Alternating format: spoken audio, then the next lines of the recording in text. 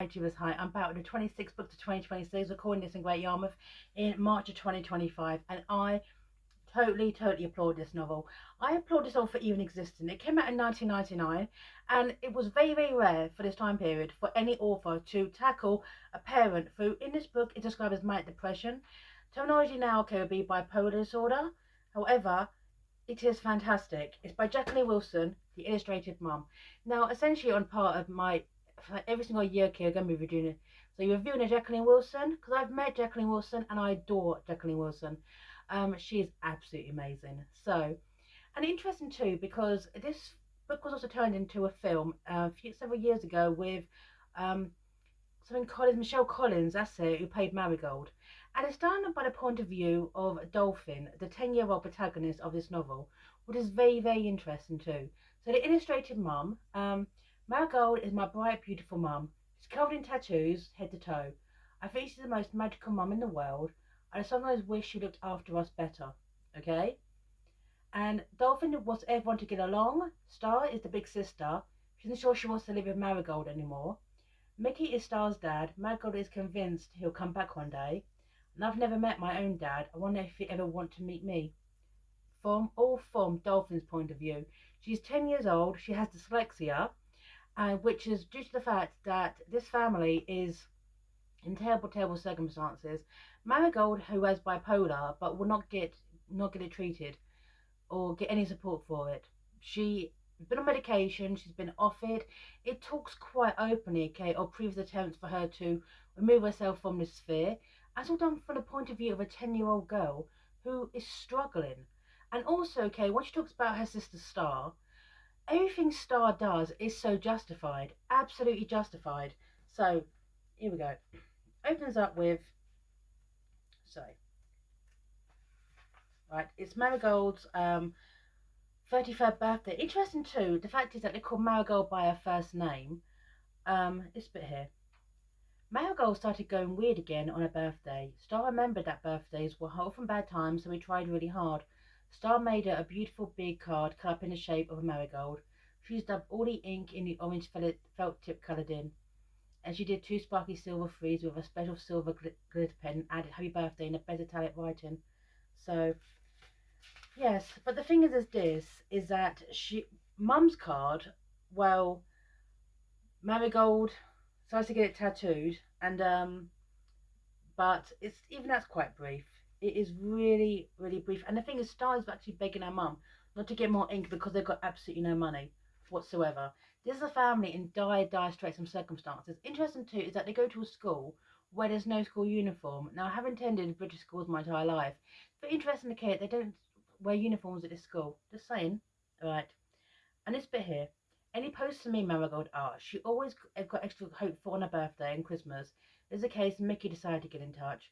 Ever since we've been given housing trust flat, she renewed the postal forwarding service every 3 months. It was one thing she never forgot. Right. Electricity bill, said Miss Loft, handing it over. I don't think I'll bother with that, said Marigold, tossing out an open bill on the old table in the hallway. So Marigold wants her previous boyfriend, Mickey, who is Star's father, to somehow send her a letter or a note. The thing is that Mickey, who Marigold has been pinning all her hopes on for the last 13 years, didn't even know that Star existed. Right, absolutely. But she's so convinced that Mickey will show up and make everything better. A man who was, and to be blunt here, a glorified one-night stand. Right, that was it. Absolutely, a glorified one-night stand. That is their circumstances. Absolutely. And the thing is that Star, the 13-year-old, she has had enough of Marigold, and it is absolutely justified too.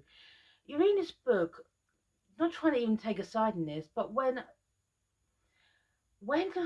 Star turns around and drops this line to her mother, right? I'm not a little kid. How could you do this? You go off. You stay out tonight. You don't even make it home for breakfast. You crucify dough all day long at school, and then you bob up again without even an apology and no word of explanation. And like you're mega mother of the year by making lousy cookies. Well, count me out. You can have my cookie, and I hope it chokes you. Right, because the thing is this, is that Marigold gets into her head, oh, we need to bake cookies, we need to do this, we need to do that. Essentially, why, okay, her family goes hungry. Can you imagine, okay, weeks, okay, of eating terrible food that's gone off, whilst they wait for the driver to come in, and then Marigold to spend it on tattoos, to spend it on biscuit making, to make bad cakes, which actually fall collapse because she's actually got no idea really how to make a cake. This is a family in desperate, desperate circumstances, and furthermore, I think that Dolphin is still in the realms of loving what her mother is. With Star, as she's now 13, she sees reality, what her family is, and it's fractured and it's broken and they're desperate. Okay? At this bit here.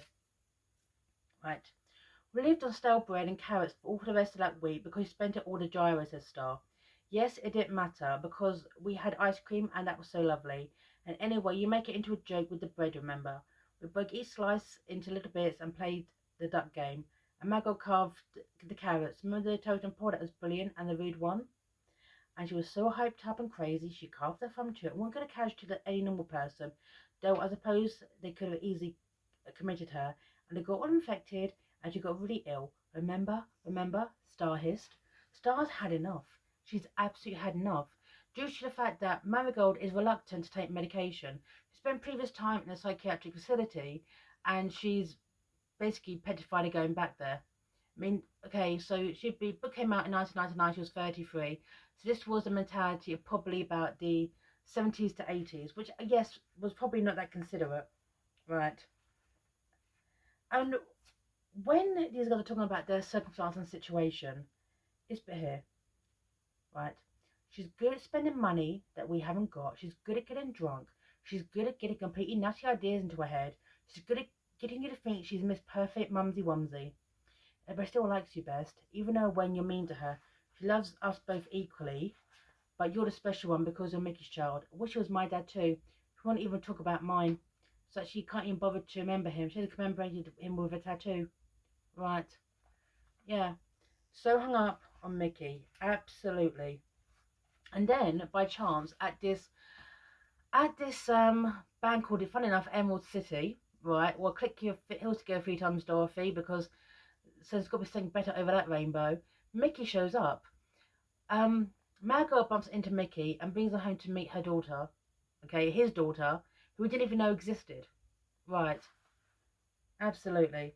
And in all this, as this from Dolphin's point of view, 10-year-old Dolphin, she feels so pushed out by this. Even though Mickey gets her involved too, takes them all out, takes them, that kind of thing. And when Mickey goes to leave, after being introduced to his daughter, right, what? Mickey, what are you on about? You're not going? Sweetheart, it's 2 a.m. Stop it. You're going to stay forever. You're staying here with us. I'll come back tomorrow. No, Marigold said too loudly. No, you can't go now. She was nearly shouting. Right. Please stay. So, essentially, making it clear to Mickey, who is actually out of his depth and messes up quite badly when it comes to his relationship with his daughter. He does. There's a dynamic thing of the two fathers, Mickey and Michael, who is Dolphin's father, does everything right, and Mickey, who does everything wrong. But you can kind of see why, okay, in a way, to kind of like get Star out of there. It's terrible, terrible circumstances. Absolutely terrible. Right. I mean, this bit here is when Mickey he lives in Brighton, and invites Star and Dolphin up to stay with him. He lives in a flat, he's got camp beds, and he's invited Dolphin and Star to come up. Okay? And this bit here.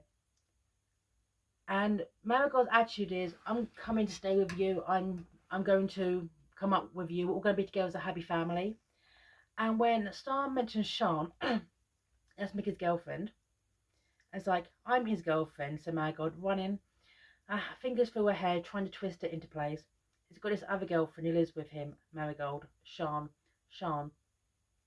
He said he told you all about her. He did mention some girl, but he's the only guy I've ever truly loved, so I don't care if he had a few girls since. It would be human if he hadn't. But I'm the one he went looking for. I'm the mother of his child. She didn't go looking for him. She bumped into him at a concert. Okay? At a reunion concert.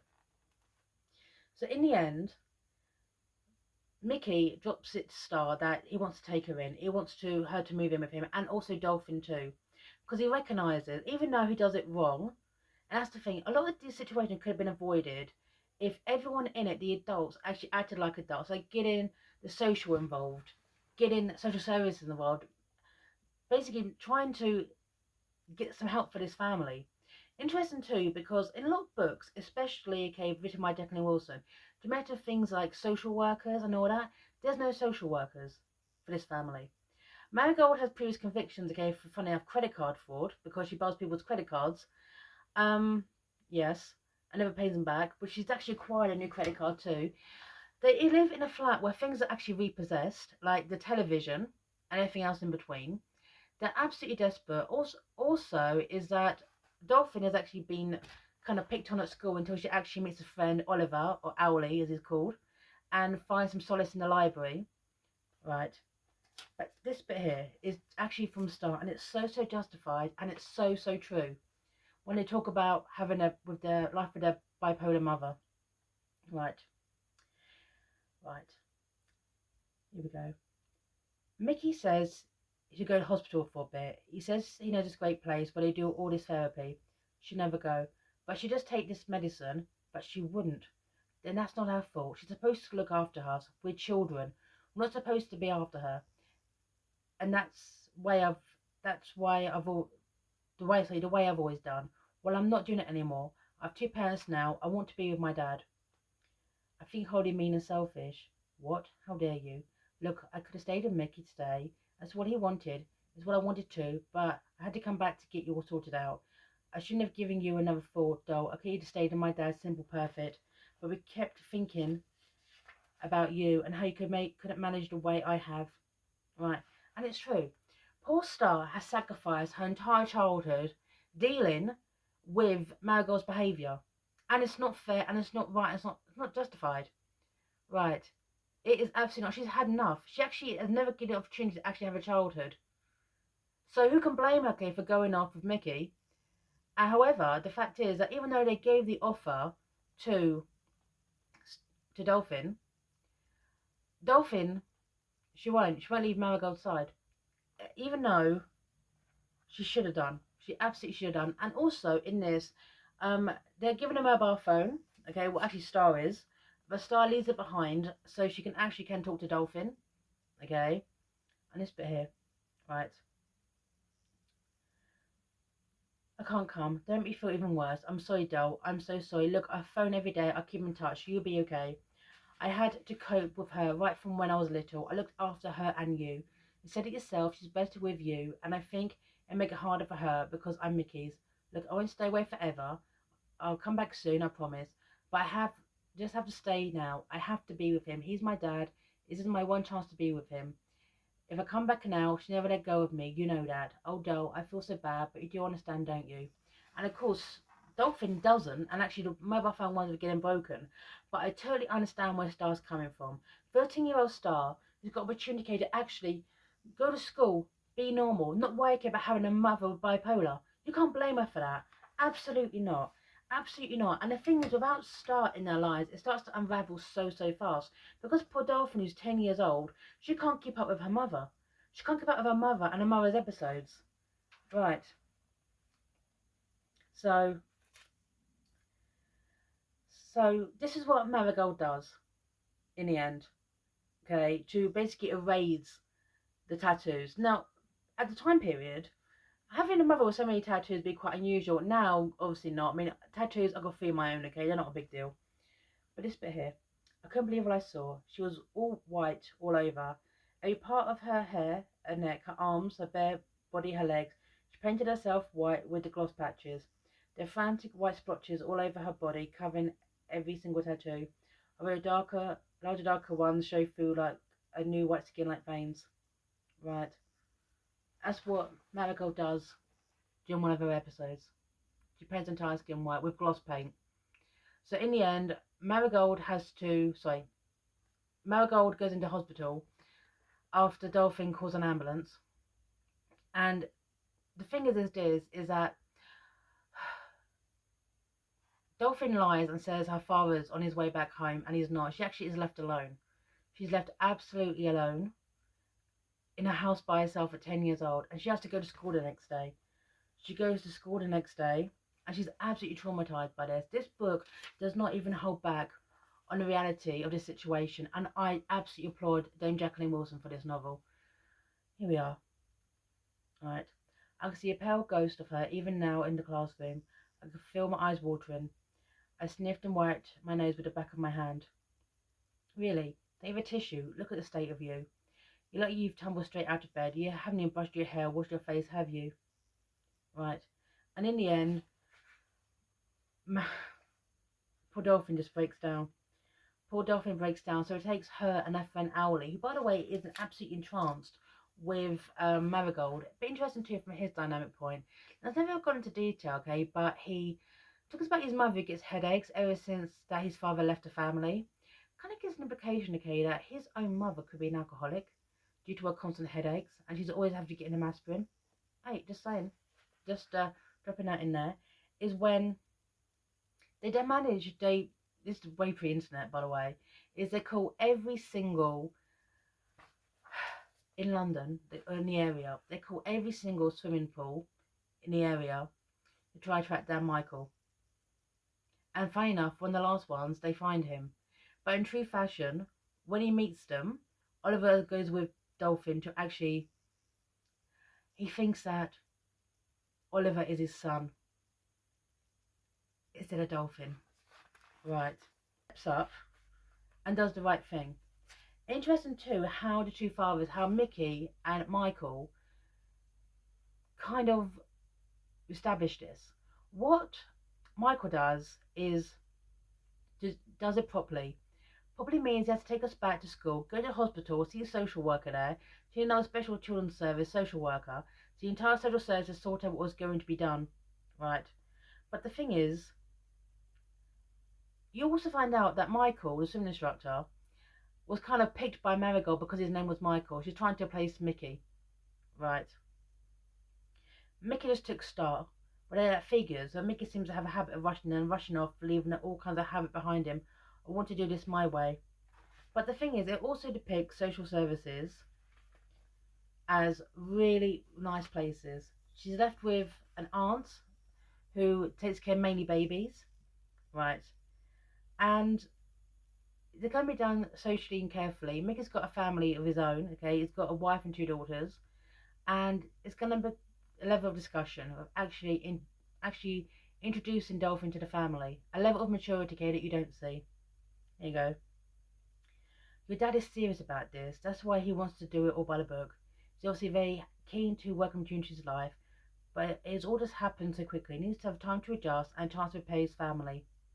Well, at my just in time, it's happened quickly to me too. Of course, because poor Dolphin, she feels so adrift. So adrift. And also, when you find out from Michael's point of view, Dolphin's father, his life story is actually quite tragic as well. You can kind of see how, from a long-term perspective, what someone with a disorder like bipolar can actually do. Here you go. Right. Michael is an average sort of person. She was been so different from anyone else. But did you love her? I loved her very much.